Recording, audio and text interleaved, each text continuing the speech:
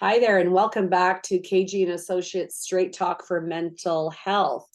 I'm with my associate, Janice D'Souza, and we are going to talk Barbie today.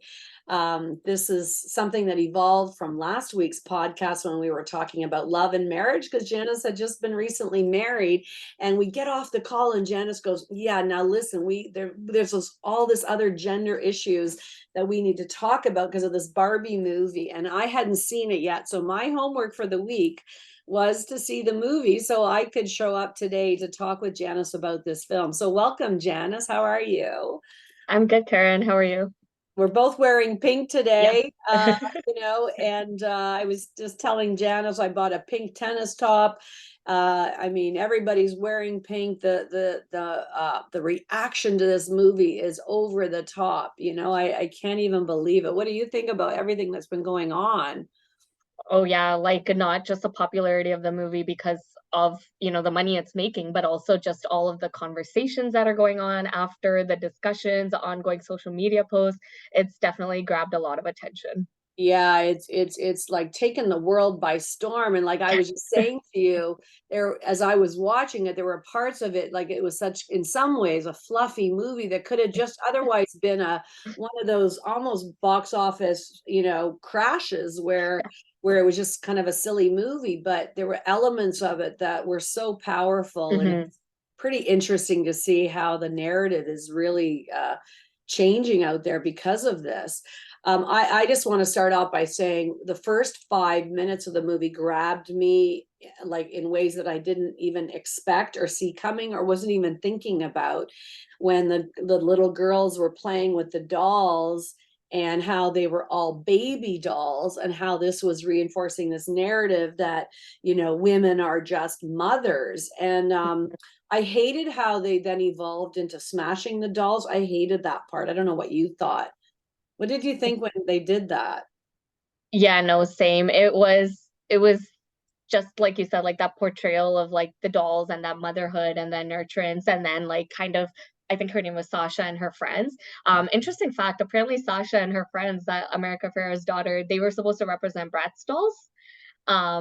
Yeah, I heard about that after and I was like, okay, so they were like representing more dolls within like the Barbie movie. The Bratz dolls. Oh, so you read that they picked those actresses to represent Bratz dolls? Yeah, so even their names, like Sasha, Jade, I think a couple of the friends, like that group of friends, the daughters, they were all like apparently representation of Bratz dolls. And I Oh, remember it so clearly because I used to like play with Barbie and then I transitioned to Bratz dolls and they had exactly those names. oh my gosh. So it I was like competition even within like the dolls. Yeah, the social analysis of this movie is just going to go on and on. I hadn't even read that part. But I hated how they smashed the dolls. But the immediate like connection that baby dolls were always just stayed as babies, which meant Mhm.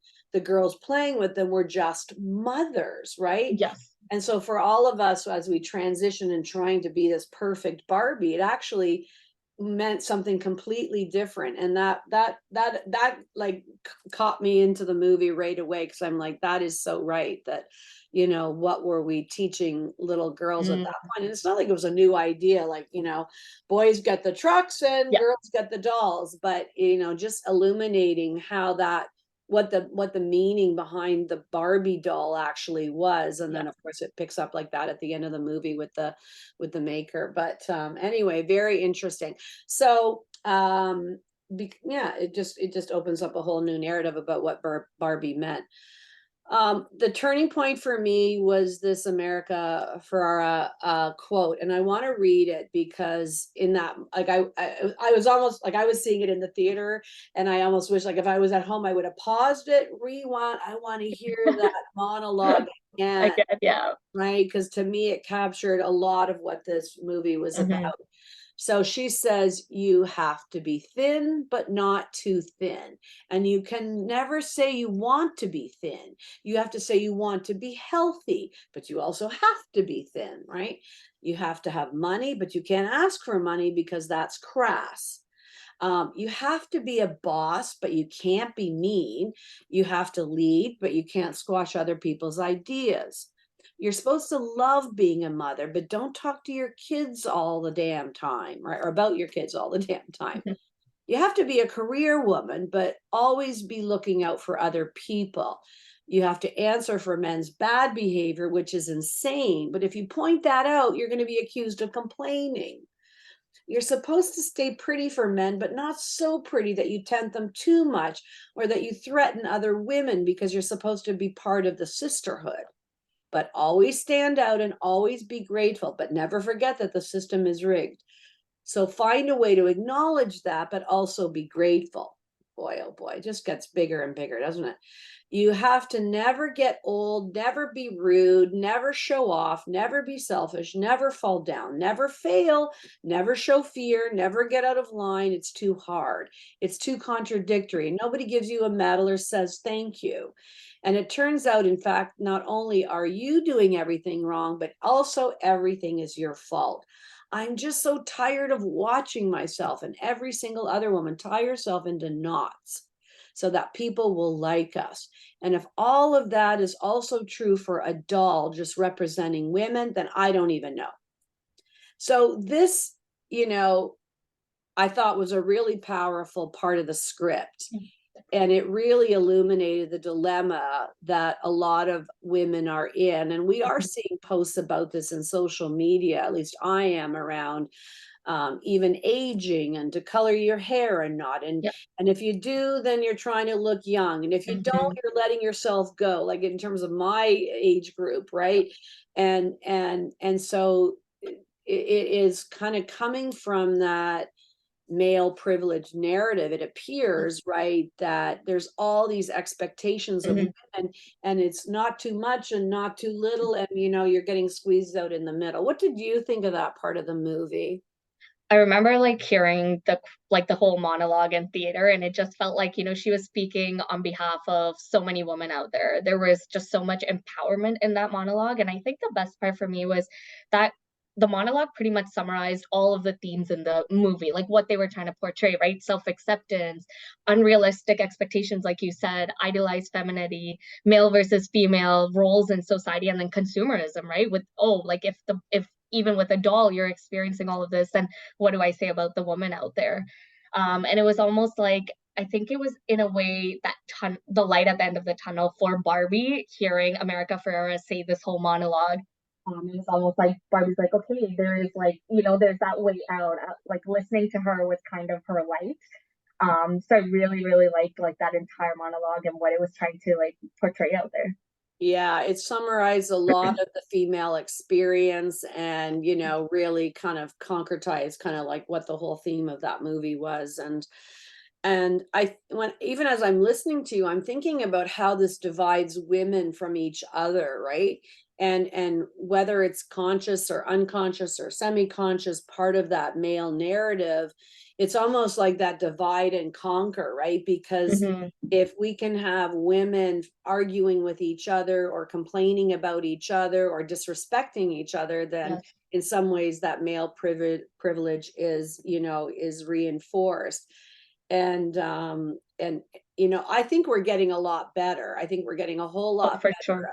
of Mhm. women supporting women. And obviously this has taken many years, but I think even the fact that it's getting talked about is like that step of how we've been judging each other, Yeah. or how we've been kind of indulging that narrative, and sometimes backstabbing each other or talking behind each Yeah. other's back of, oh my gosh, I can't believe how much work she got done, or oh wow, she's Yeah. like really letting herself go. And all of these pieces is all this like judgmental narrative. And I think the fact that we're even talking about it,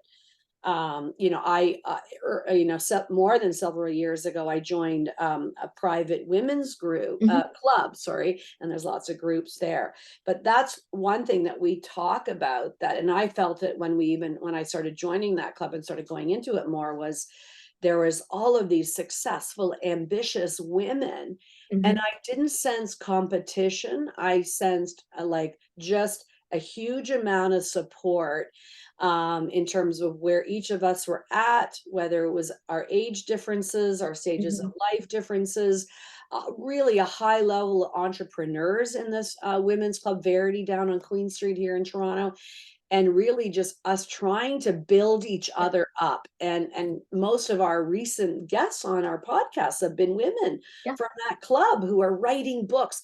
The number of women who've written books in that club. And what I really, really loved about that is it flipped this whole narrative of this backstabbing and Hmm. competition, and really was like, if we flip that on its back, how much do we have to gain and the world has to gain if we start supporting each other better? And I think that's a big part of this movie. There seems to, be a whole narrative of reframing what we thought Yes. Barbie represented, and it's more about this independent, successful woman, right?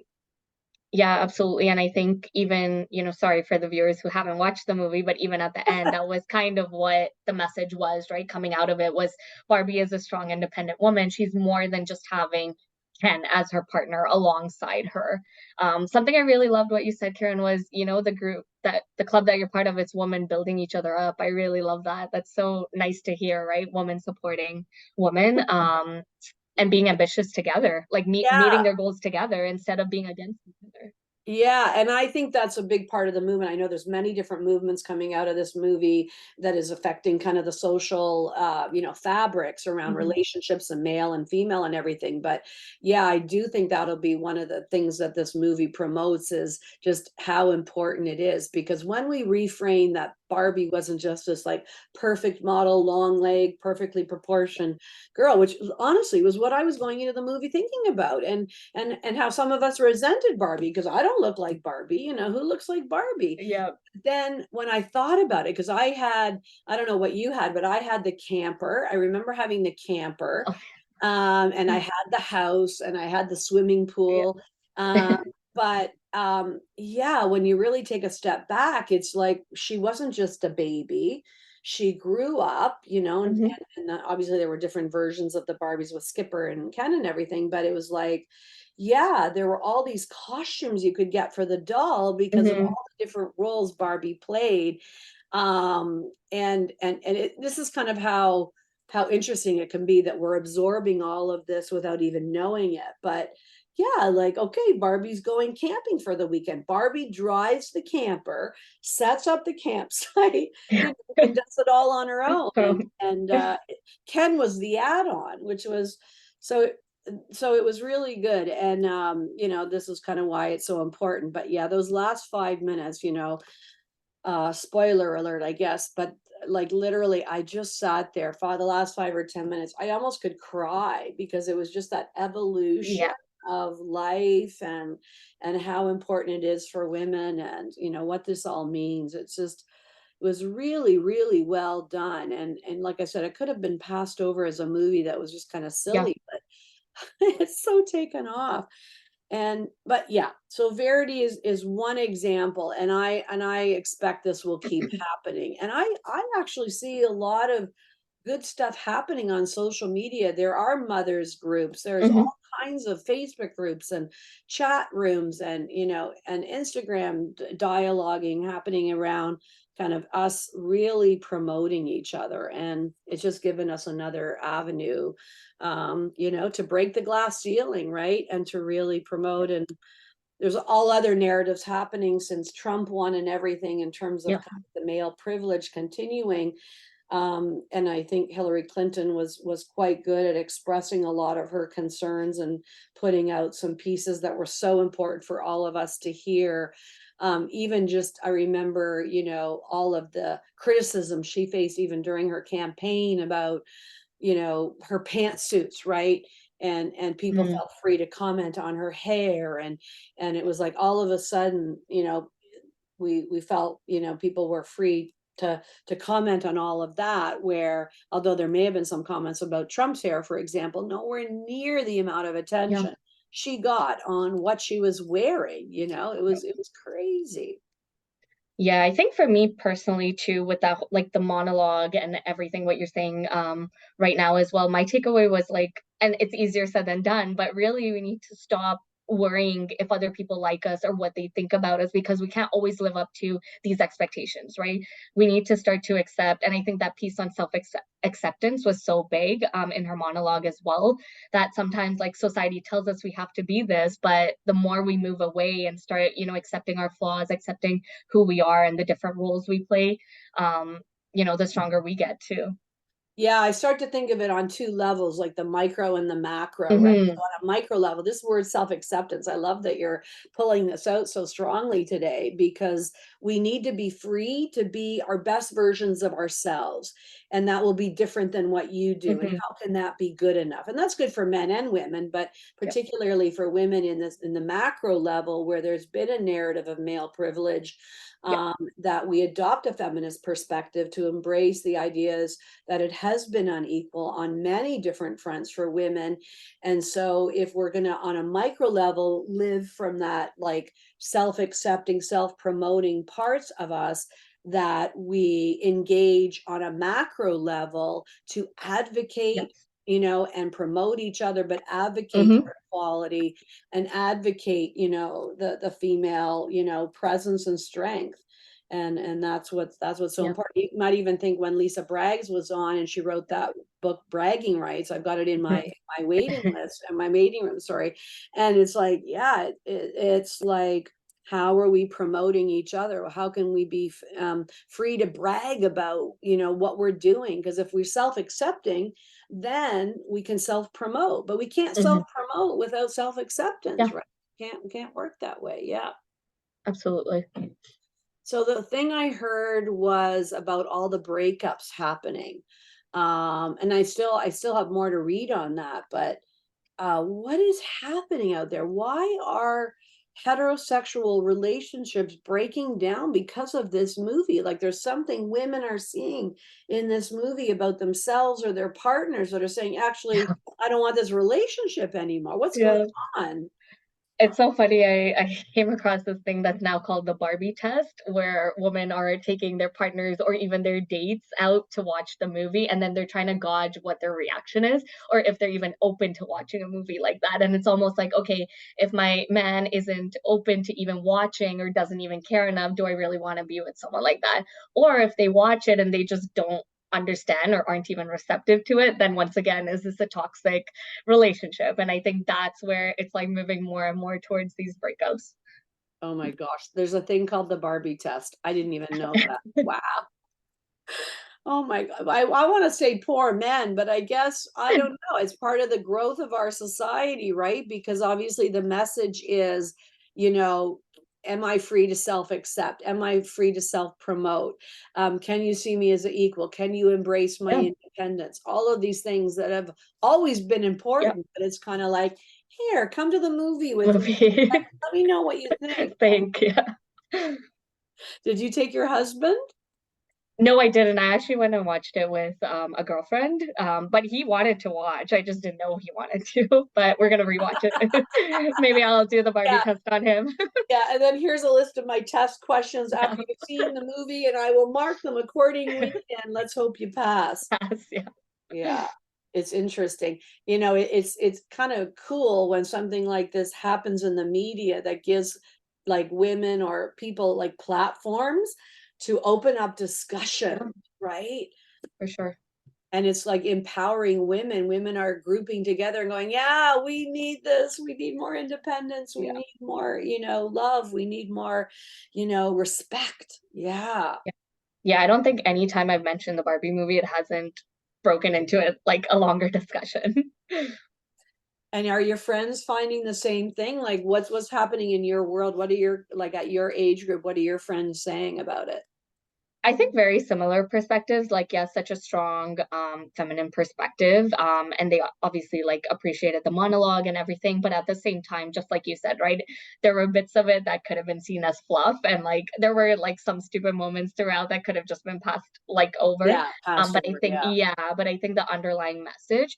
But it's kind of what you said, like in a way, like also poor men. I know some just had the perspective that it was almost kind of looking at men now the other way. And I had seen I forgot where I seen this. I think somewhere on Twitter or something, but a male was just saying that if we had to make a movie like this on a guy looking at females like this and objectifying females like Ken was, what would the reactions be? So there's that whole other side too.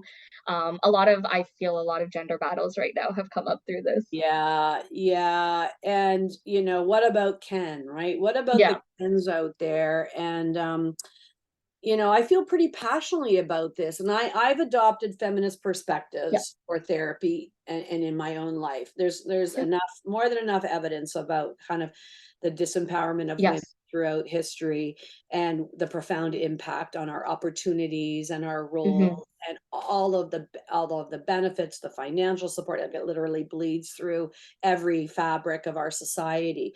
But I just wrote about this in terms of when I started my practice, and I was working alongside a colleague. We were sharing office space, Hmm. and she specialized in helping adult males.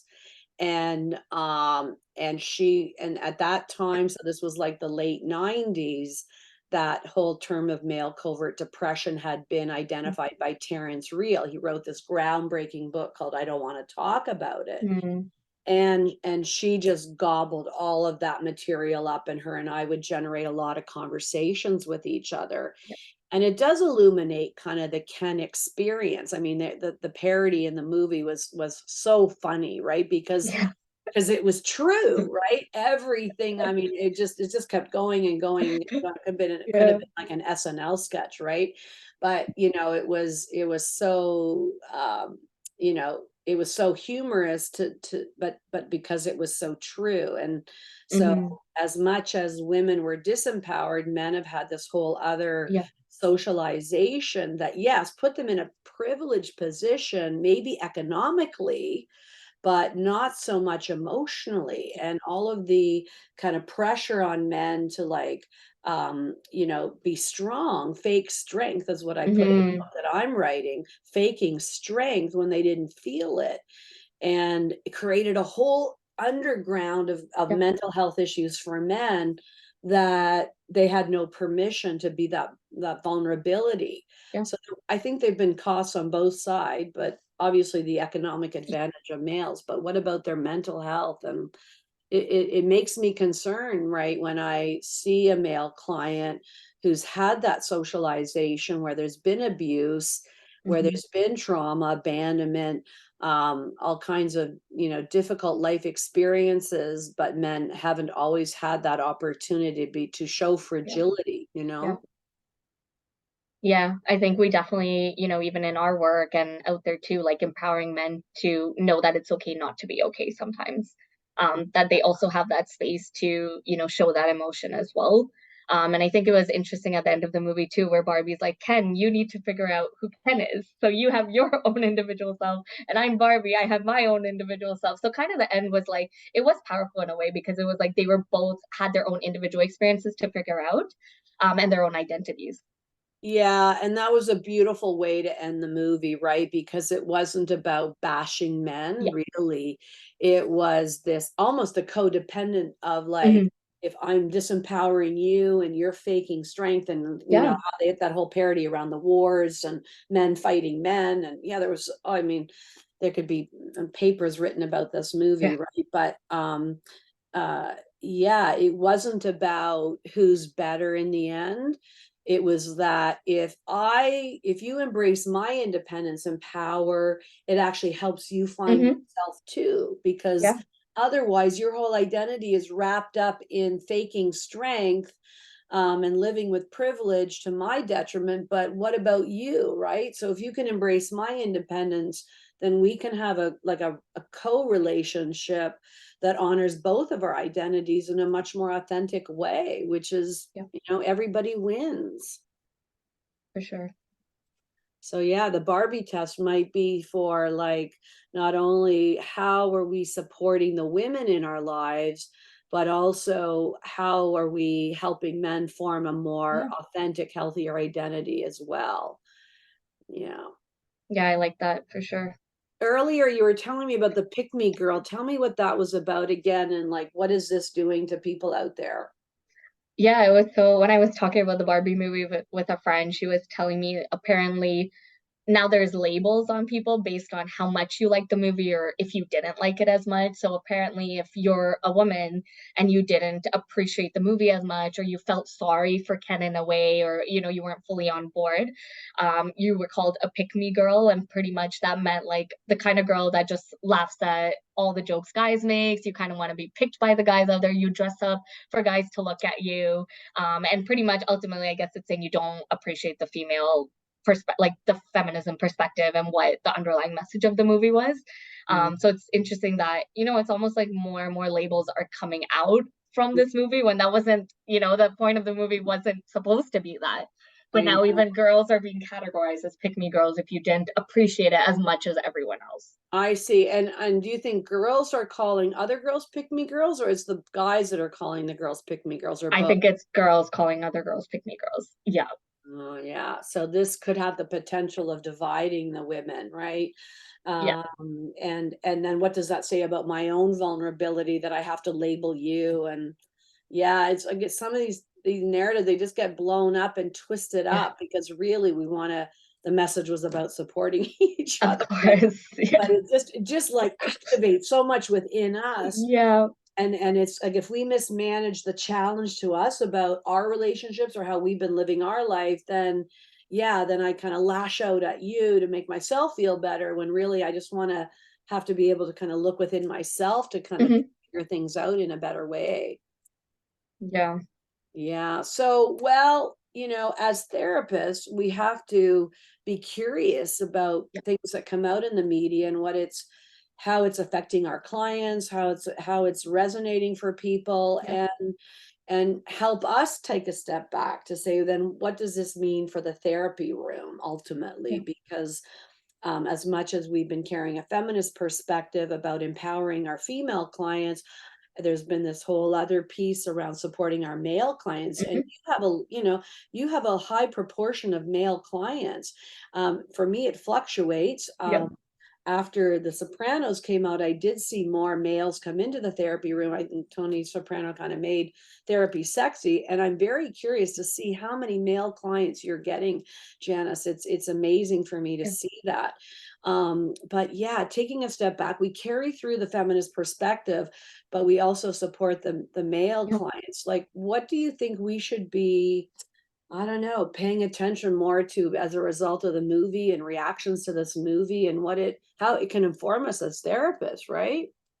Yeah, I think, I mean, for both genders that approach us, right? I think in the work that we do, it's really important to consider individual experiences as well as, of course, shared experiences as gender groups to really understand, what our clients bringing to us. Because every client does have their own experiences that they come in with. And I think it's really paying attention to, yes, there is oppression, there is that socialization, Yeah. and the social norms that are created for each, gender role to play. And I think as therapists, it's really important for us to, even be aware of our own biases, right? Even I'm sure coming out of this movie and things that came out after, right? Own personal biases. How should women look at the movie? How should males look at the movie? So I think even for us as therapists, just like you said, taking that step back almost to really listen to what our clients are bringing to us and being aware, right? Being educated, being knowledgeable about the societal issues that are happening and like what's impacted each client essentially when they come in, and then just being aware and really meeting them where they're at. Yeah, yeah, I love how you kind of look back and forth on these different levels, because as much as we can talk today about what does this mean and what's the narrative, as a therapist, we sit singularly with our client to understand where they're at. And even though there are these, mechanisms and processes, we all have our unique life history within that fabric, Yeah. and our own unique perspectives and reactions and accommodations to what Hmm. we've been exposed to. When I'm helping a client formulate to understand how they got to us, and how they got to where they are in their life, I always explain kind of those adaptive factors, and I always list gender as one of them, Hmm. because we know it has had a central effect on their unique experience, regardless of what else was going on in their life. So it's always an important element to keep kind of top of Yeah. mind, but at the same time, sit with our client one on one in such a private, unique way to say, what did all that mean to you? Yeah. And what's your take on this? Because our starting point has to be from that, right? Yeah. Even though we may have these global perspectives on Yeah. what the influences have been. So that's really good that you pointed that out. And so I think it's kind of like we have this awareness of what those influences are, Mhm. but yet we sit with that one client and say, so where are you at, and what's your take on all of this, and what does it mean to you? And then I guess, always kind of keeping in mind those more global influences Yeah. as we're trying to create change with our clients, because inevitably there will be different challenges partly based on gender alone. Yeah. Well, so what do we want to conclude from this? If there's listeners here going, well, no, what am I going to do with this Barbie movie, and what does it mean to me, and what does it mean for my mental health? And what do we want to finish off with today? Any kind of, I don't know, pieces of advice, or because, like, I hate to think that all these relationships are ending because of this movie. Then I started to think, well, maybe those relationships that were going to end anyway, and the movie Mhm. is just a catalyst. And is it freeing people, and it's just Yeah. giving them that platform to say, yeah, this is actually not working for me. And yeah, I guess my closing note would be, yeah, I guess I want to be on the lookout to keep, to see what comes into the door from our therapy office, of what those reactions have been, and what kind of healthy catalyst this was for people maybe making steps in their lives that has been a long time in coming. And as our social platforms change, and popular, what's popular tomorrow is different than what's popular today, but it's part of our social fabric that we can make some choices that we otherwise wouldn't have made. So I think I'm going to be on the lookout for that, of how it's creating those changes in a positive way, or maybe challenging people in a healthy way to kind of take a step back and look at their life, like in those last 5 to 10 minutes of the movie. In some ways, it's kind of a deeper Yeah. reflection. I think that's what I'm going to be on the lookout. What about for you? What do you want to leave our audience with? Yeah, I think what I'd want to tell our audience is just really trying to focus on the underlying message of the movie. It's caused a lot of divide, but that wasn't the intention, right? Even between women and women, the intention was to come together, to support each other. And even between males and females, or, the gender differences that are, stemming more so from the movie. Yes, Yeah, oppression exists, all of this does exist, but really, what if we do come together? Like, have our own individual experiences to empower the other person, right? yeah. Men can speak up more about their emotions, have that safe space to come to women to speak up more. Whereas women should also have that opportunity to, stand up for what they believe in, look the way that they want to, have that overall, I think that just that individual experience for each is what's important. Yeah, because when I started to think about this and listen to you more, it's like anything that gets us talking, Yes. about our ideas, our impressions, our challenges, our concerns. Like, we like to think that at least talking about it is better than not talking about it. And if part of what this media, film allows us to start talking differently or more overtly about things, Mhm. yeah, and I don't think we could be therapists if we didn't think that talking helped, even if Yeah. it generated, a lot of disagreement, because Yeah. otherwise keeping it in here just festers and goes Right. down. So yeah, anything that gets us talking. So yeah, congratulations to this movie for that. I don't know if they even Yeah. were prepared for the amount of talking that's getting done about it, but well, thanks for coming in today. And yeah, we're going to be on the lookout for what the conversations are, how it's, informing us more about our lives and gender roles and the impact, and what the nature of our relationships are, and even how we support each other in our differences, and be part of evolving, right? Part of evolving. So thanks for coming in. I'm Karen Goslin. I'm a founder of KG&Associates. You can find us at 647-985-0633, or from my own personal email is karenrsw@yahoo.ca. And Janice, how can people find you? Sure, you can reach me by email at j6dsouza@gmail.com, or my direct line is 416-316-7686. Great. And for any of our listeners who haven't seen the movie, get out there. I think it's in the theaters for a couple more Yeah. days. And I think it's one of those movies you should see in the theater, but otherwise, of course, who knows where it'll be streaming. But yeah, get out and see it, inform yourselves, and keep talking about it.